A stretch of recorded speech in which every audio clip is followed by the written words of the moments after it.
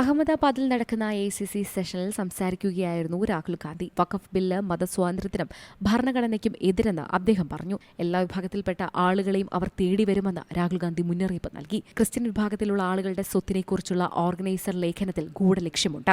Christian സമൂഹത്തിന്റെ സ്വത്തിൽ ആക്രമണം നടത്താൻ പോകുന്നു എന്നാണ് ഓർഗനൈസർ പറയുന്നതെന്ന് രാഹുൽ ഗാന്ധി പറഞ്ഞു.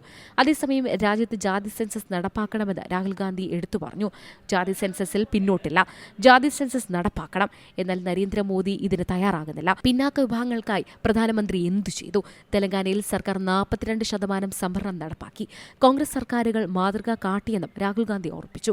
അദാനിക്കും അംബാനിക്കും വേണ്ടി പൊതുമേഖലാ സ്ഥാപനങ്ങളെ ഇല്ലാതാക്കുകയാണ്. അദാനിക്ക് വേണ്ടി രാജ്യത്തെ തീരെഴുതുന്നുവെന്ന് രാഹുൽ ഗാന്ധി വിമർശിച്ചു. മഹാരാഷ്ട്രയിൽ BJP തെരഞ്ഞെടുപ്പിൽ ജയിച്ചത് അട്ടിമറിയിലൂടെയാണെന്നും തെരഞ്ഞെടുപ്പ് കമ്മീഷൻ അതിന് കൂട്ടുനിന്നുവെന്നും രാഹുൽ ഗാന്ധി ആവർത്തിച്ചു. വോട്ടർ പട്ടികയിൽ വ്യാപക തിരിമറി നടന്നുവെന്ന് അദ്ദേഹം ആരോപിച്ചു. RSSനെയും രാഹുൽ ഗാന്ധി രൂക്ഷമായി വിമർശിച്ചു. ത്രിവർണ്ണ പതാകയും ഭരണഘടനയും അംഗീകരിക്കാത്തവരാണ് RSS എന്ന് രാഹുൽ ഗാന്ധി പറഞ്ഞത്. National desk, C Malayalam news.